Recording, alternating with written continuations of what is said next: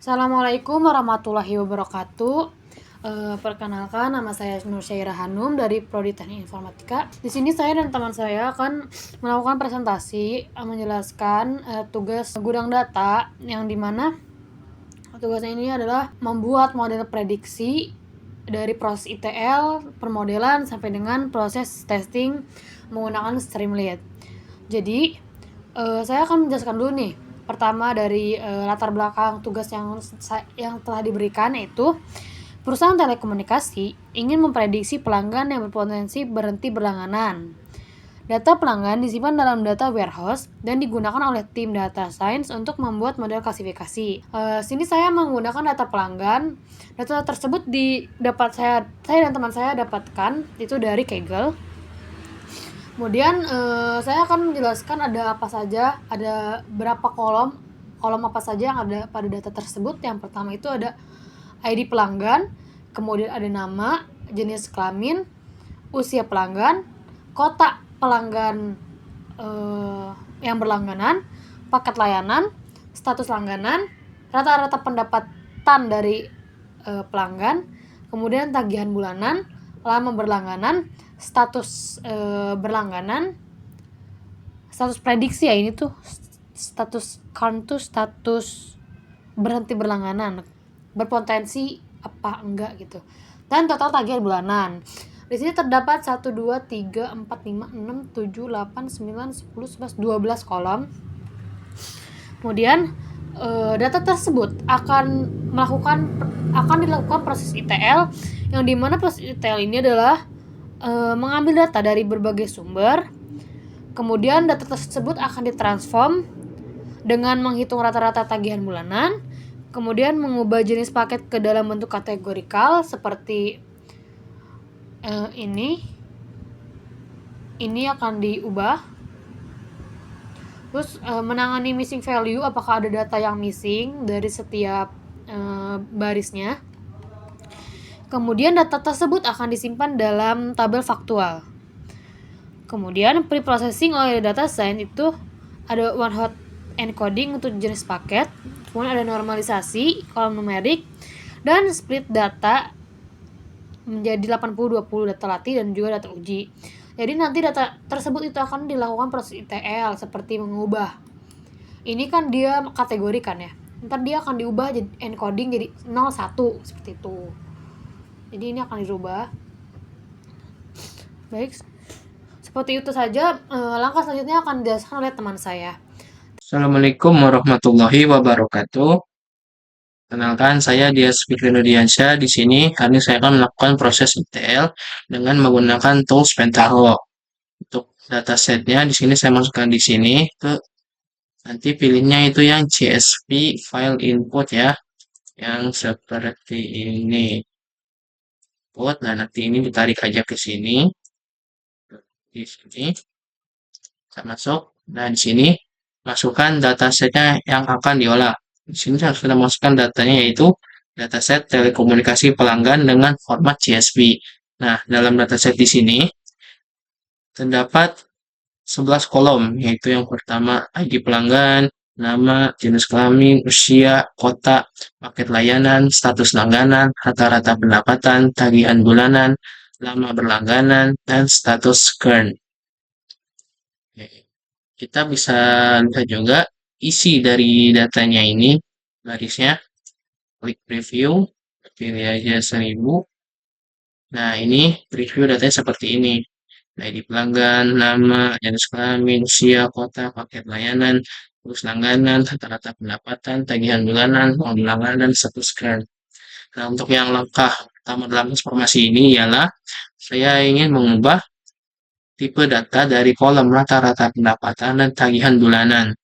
Ini kan karena koma-koma, jadi orang kalau baca agak, wah, itulah. Ya, di situ dari dua kolom ini saya akan mengubah tipe datanya yang awalnya adalah big number menjadi integer. Bagaimana caranya? Caranya seperti ini. Kita langsung aja ini select values ya. Select values itu ada di sini. Transform. Dan select values tinggal tarik aja ke sini. Udah. Oke. Tekan sini select values.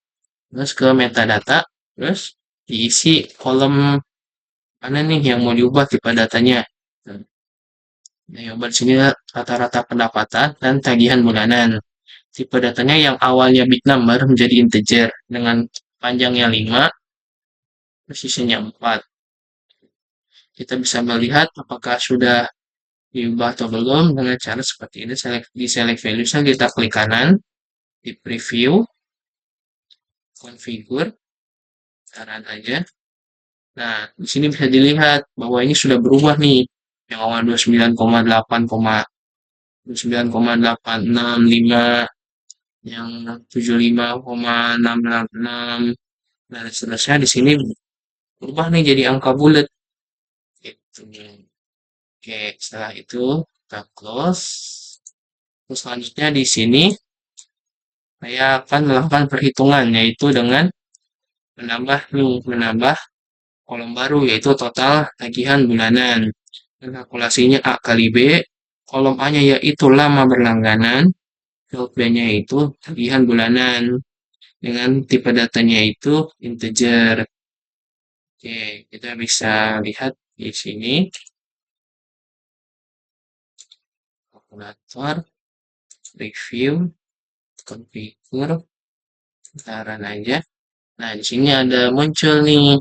Nah, total tagihan bulanan yang tadi nih, lama berlangganan dikali tagihan bulanan. Jadi 29 kali 1, 29.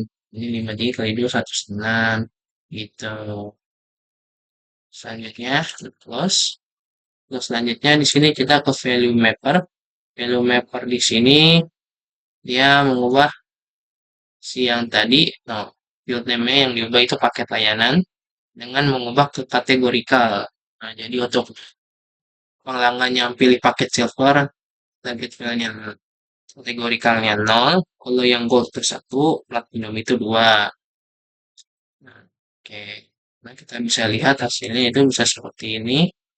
Ntar, review, figur, taran aja. Nah, jadi otomatis berubah nih dia. Nah, sudah berubah. Yang 0 itu silver, 1 itu gold, 2 itu platinum. Oke. Terus selanjutnya untuk outputnya sendiri di sini, saya kan menggunakan di Microsoft Excel Writer yang mana nanti outputnya itu berupa hasil file Excel. Nah, klik aja di sini. Di sini file name-nya itu data pelanggan satu. Saya sudah ini simpan file di sini ada tinggal file name browse di sini detail. Nah di sini dan pastikan ini data C ya karena apa tahu bisa di data C. Oke, ini tipe datanya itu XLSX di sini. Oke. Nah, hasilnya outputnya di berupa Excel ya.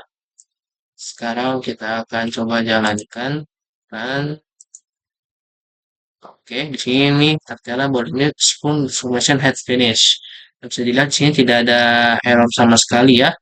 Yang mana di sini berarti proses detail itu berjalan dengan baik. Kita bisa melihat hasil filenya yang telah informasi tadi di sini. Yang tadi data si, sini data pelanggan datuk. Kita buka. Nah, ini sudah ada nih.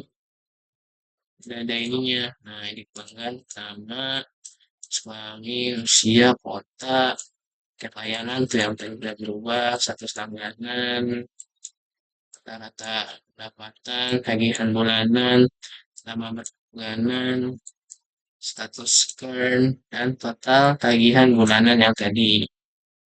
Yang oke, itu saja. Sekian dari saya dari proses ETL ini. Selanjutnya, akan saya serahkan ke rekan saya. Assalamualaikum warahmatullahi wabarakatuh.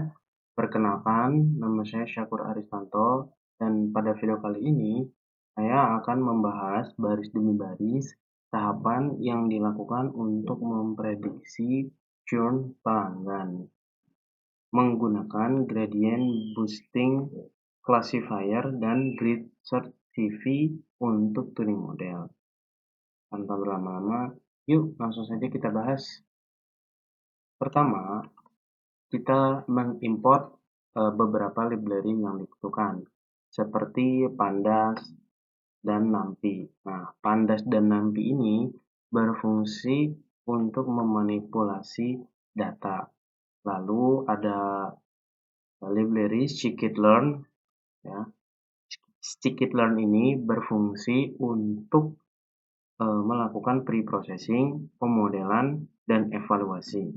Lalu kita juga di sini mengimport library Pickle, di mana library ini berfungsi untuk menyimpan model yang sudah dilatih nanti. Lalu ada library Matplotlib. Matplotlib di sini sendiri itu berfungsi untuk visualisasi.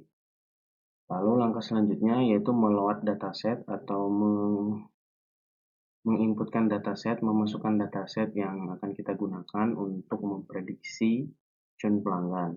Di sini untuk load datasetnya. Lalu selanjutnya kita mempersiapkan data. Nah, ini kita mempersiapkan data yang kita butuhkan untuk memprediksi churn pelanggan. Lalu setelah kita meload dan mempersiapkan dataset, selanjutnya kita men-split data. Di mana men-split di sini yaitu kita membagi dataset 80% kita bagi untuk training dan 20%-nya untuk testing.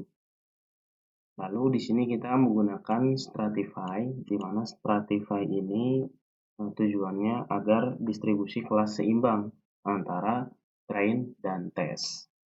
Lalu selanjutnya yaitu pre-processing pipeline. Di tahapan pre-processing pipeline di sini kita memisahkan fitur numerik dan kategorikal.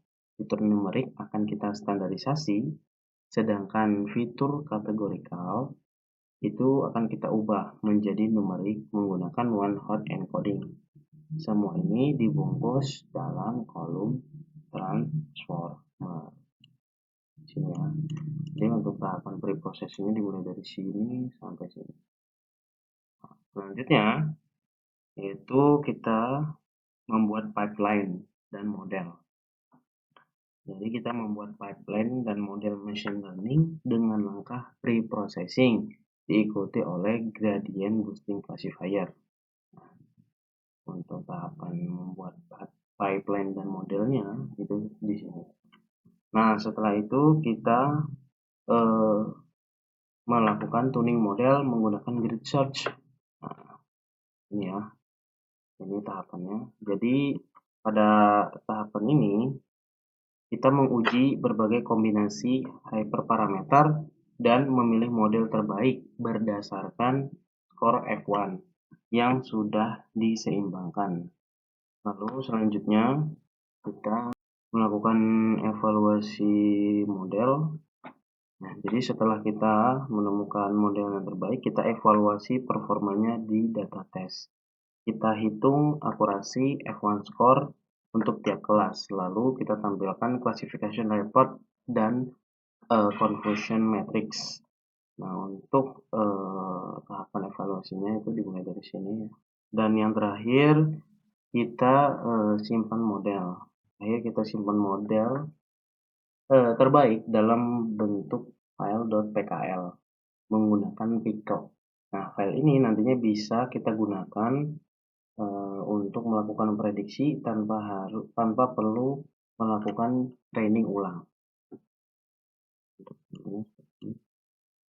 Nah, setelah kita melakukan tahapan prediksi churn pelanggan, selanjutnya di sini kita akan membahas hasil prediksi churn pelanggan dari model machine learning yang sudah kita latih menggunakan grid search CV dan gradient boosting classifier.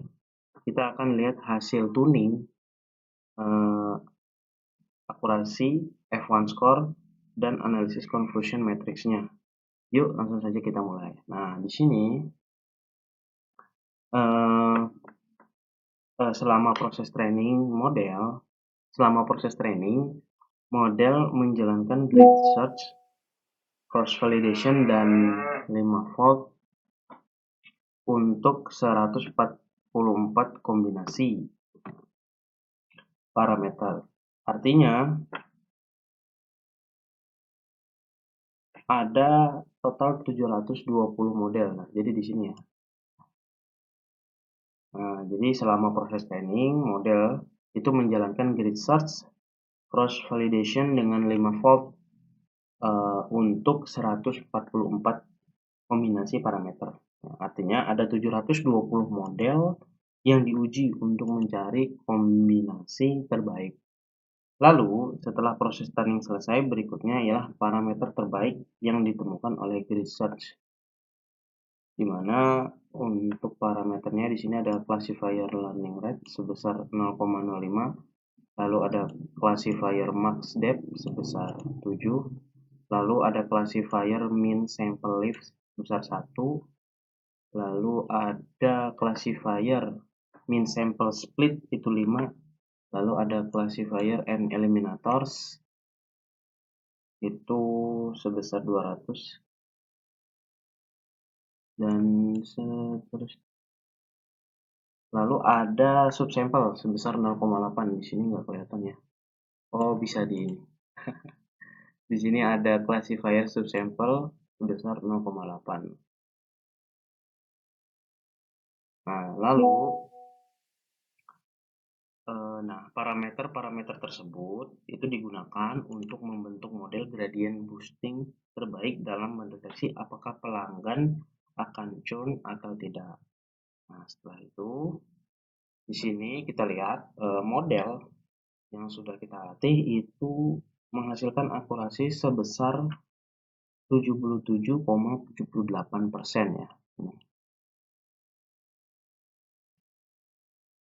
Tapi kita juga perlu melihat metrik lainnya karena data ini tidak seimbang. Nah, di sini kita lihat F1 score kelas 0 ini atau tidak churn ini sebesar 0,52. Lalu F1 score kelas 1 atau churn itu sebesar 0,86. Dari sini terlihat bahwa model lebih baik dalam mengenali pelanggan yang churn dibandingkan yang tidak.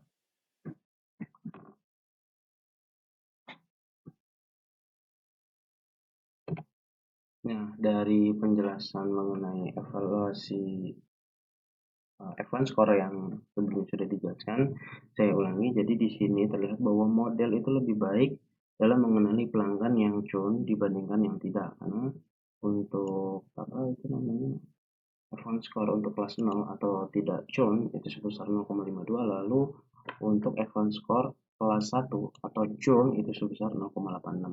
Selanjutnya kita lanjut ke bagian classification report untuk melihat nilai precision, recall, dan F1 score untuk masing-masing kelas. Nah, untuk kelas 0 atau tidak churn itu precisionnya sebesar 0,55, lalu recallnya sebesar 0,50, dan F1 score-nya sebesar 0,52. Lalu untuk kelas 1 atau churn itu precisionnya sebesar 0,84, recall-nya sebesar 0,87, dan F1 score-nya sebesar 0,86. Ini kita bisa simpulkan bahwa model ini lebih handal dalam mendeteksi pelanggan yang churn karena nilai F1 score-nya jauh lebih tinggi. Nah, selanjutnya kita melihat conversion matrix. Nah, selanjutnya kita melihat conversion matrix ini. Nah, baris pertama yaitu adalah pelanggan yang sebenarnya tidak churn atau kelas 0. Ya, di sebelah sini 0 tidak churn itu 11 diprediksi benar atau true negatif. Lalu 11-nya diprediksi salah sebagai churn atau false positif. Lalu untuk baris kedua ini yaitu churn, kelasnya 1 ya, churn. Jadi 59 diprediksi benar atau true positif, dan 9 diprediksi salah sebagai tidak churn atau false negatif. Saya sedikit ulangi untuk baris pertama ini ya. Untuk tidak churn atau kelas 0 itu untuk 11 yang di sebelah sini itu diprediksi benar atau true negatif. Lalu untuk di yang sebelah sini, 11, itu diprediksi salah sebagai June atau false positif. Nah, jadi meskipun model cukup sering mengklasifikasikan pelanggan tidak June, tapi model sangat akurat dalam menangkap pelanggan yang benar-benar akan June. Jadi kesimpulannya, dengan akurasi 77% dan F1 score tinggi pada kelas June, model ini sangat berguna untuk deteksi dini pelanggan yang akan berhenti berlangganan. Tapi tetap perlu diingat, F1 score kelas 0 itu masih rendah atau tidak June ya, kelas 0 itu. Jadi kita bisa explore lebih lanjut dengan teknik balancing data atau ensemble lain untuk hasil yang lebih merata. Ya, cukup sekian penjelasan dari saya. Mohon maaf apabila tanya salahnya. Wassalamualaikum warahmatullahi wabarakatuh. Perkenalkan, saya Aldi Prasetya Putra Pratama dengan NIM 1120. Selanjutnya di sini saya akan menjelaskan kode untuk membuat Streamlit yang nantinya itu akan menampilkan UI yang akan digunakan untuk memprediksi pelanggan telekomunikasi. Nah, jadi di sini sebenarnya kodenya cukup banyak juga, tapi nanti hasilnya pun bakal simpel ya untuk memprediksinya, prediksi pelanggannya. Yang pertama di sini seperti biasa karena menggunakan Python, di sini mengimport beberapa library dulu ya. Ada library Streamlit, kemudian Pandas dan Pickle. Kemudian selanjutnya di sini ada yang namanya konfigurasi halaman di sini. Di sini ada set page config. Nah, di sini page title-nya itu adalah prediksi channel pelanggan. Itu bisa diganti di sini itu sesuai dengan yang di bawah sini ya. Prediksi pelanggan komunikasi. Nah, seperti ini. Di sini ada page icon-nya nanti akan muncul ya di UI-nya, kemudian ada layout-nya white. Nah, selanjutnya di sini ada bagian load model dengan error handling. Jadi di sini kita memuat model menggunakan stcatch resource untuk catching model agar tidak dimuat ulang setiap kalinya. Nah, gitu. Kemudian di sini try and escape yang dimana kita eh, mengambil model yang udah kita buat terus kemudian disimpan dan nanti dipanggil di sini nih. Nah, model yang sudah kita buat tadi yang disimpan, panggil di sini. Nah, jadi jika modelnya ada itu kan, nah maka nanti di return di sini ditampilkan modelnya itu. Ya, jadi kalau tidak ada, ya di sini akan gagal memuat model gitu. Di sini setelah itu modelnya itu di load. Kemudian di sini ada UI komponen. Nah, UI komponen ini akan nantinya tampil di UI-nya ya atau tampilannya gitu. Di sini ada input form ya. Ada dua kolom di sini. Jadi dibagi dua yang eh, jadi form inputnya itu dibagi dua untuk tata letak yang lebih baik. Jadi ada jenis kelamin, usia, kota ya di sini. Kemudian kolom satu itu jadi kolom satu itu ada jenis kelamin, usia, kota, dan perjalanan. Kemudian kolom dua itu ada status langganan, rata-rata pendapatan, tagihan bulanan, dan lama berlanggan. Kemudian di sini ada buttonnya nih. Nah, buttonnya itu bernama prediksi. Itu. Kemudian selanjutnya di sini ada yang namanya prediction logic atau logika prediksi. Jadi setelah kolom kolom input form dibuat, kemudian di sini ada data frame-nya yang diisi dari input pengguna. Kemudian memastikan urutan kolom sesuai dengan saat training model gitu. Jadi modelnya tuh sesuai belum sih gitu. Data frame-nya sesuai belum sih. Kemudian melakukan prediksi menggunakan model yang sudah dibuat. Nah, di sini nih. Proba model predict. Nah, di sini ya untuk modelnya. Nah, setelah itu di sini tampilkan hasil prediksinya, kemudian probabilitasnya, kemudian rekomendasinya, gitu. Kemudian probabilitasnya juga ditampilkan dalam bentuk persentase dan progress bar. Selanjutnya ada rekomendasinya, gitu kan. Nah, jika ya, jadi kesalahan gitu kan, jika input ini tidak muncul, maka akan tampil di sini terjadi kesalahan, gitu. Oke, sekian dari saya. Selanjutnya untuk tampilan aplikasinya akan dilanjutkan oleh rekan saya. Terima kasih. Oke, assalamualaikum warahmatullahi wabarakatuh. Di sini saya akan menguji ya, mengetes model dari prediksi yang sudah kelompok saya buat. Di sini saya menggunakan model ini, kemudian sekarang langsung aja kita coba ya.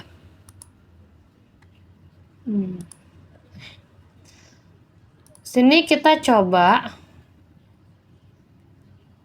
aplikasi prediksi pelanggan telekomunikasi.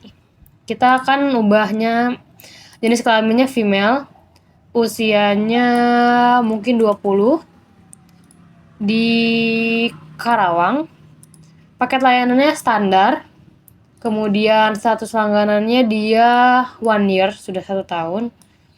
Rata-rata pendapatannya kurang lebih 1.500.000. Enggak. Tagihan bulanannya kita patok ke 150 ya. Tuh agak. Lama berlangganan bulan dia udah 12. Nah, coba kita cek dari data yang sudah ada, dia akan memprediksi apa nih? Ketika kita sudah menginputkan data-data yang sesuai gitu. Coba kita akan lihat prediksinya ya. Oke, dari hasil model prediksi tersebut terdapat hasilnya adalah probabilitas CAR-nya itu 99%. Jadi dengan variabel-variabel yang sudah kita inputkan, hasil prediksinya yaitu pelanggan berpotensi untuk lanjut berlangganan. Sekarang kita akan coba hasil prediksi yang tidak lanjut ya. Coba kita ubah ininya month to month, jadi dia bayarnya per bulan gitu, bukan per tahun. Sebenarnya gajinya ada di 1 juta ya. Kemudian tagihannya 300 mungkin 350. Lama bulannya mungkin 3 bulan. Standarnya. Coba kita lihat. Nah, sini hasilnya adalah 54,1%. Jadi kayak 50-50 nih. Orang ini prediksinya 50-50 antara dia lanjut atau enggak tidak lanjut. Karena 50% ya. Coba kalau kita ganti dengan ininya 1 bulan. Nah, dia akan menghasilkan prediksi 33,1%.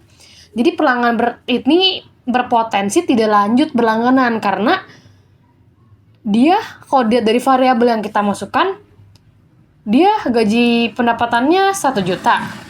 Terus tagihan bulannya 350. Terus dari banyaknya bulan yang dia udah pakai berlangganan gitu, dia baru 1 bulan. Kayak otomatis ada hasil yang dimana dia nggak akan lanjut karena dia makainya nggak panjang gitu. Coba kita coba kalau ininya 5 bulan ya, kayak dia udah 5 bulan nih, kita mau lihat apakah di bulan selanjutnya apakah dia akan berlanjut apa tidak. Coba kita lihat, kita ganti ininya jadi premium, usianya mungkin 35 lah karena udah kerja gitu kan. Status langganannya tetap ini. Coba kita lihat. Oh, ternyata dia 50-50 ya guys. 50-50. Jadi seperti itu aja sih hasil prediksi menggunakan aplikasi Streamlit yang sudah kelompok saya kerjakan. Berikut hasil-hasilnya, bisa dilihat ya. Terima kasih. Mohon maaf apabila ada salah kata maupun perbuatan. Wabillahi taufiq wal hidayah. Wassalamualaikum warahmatullahi wabarakatuh. Bye bye.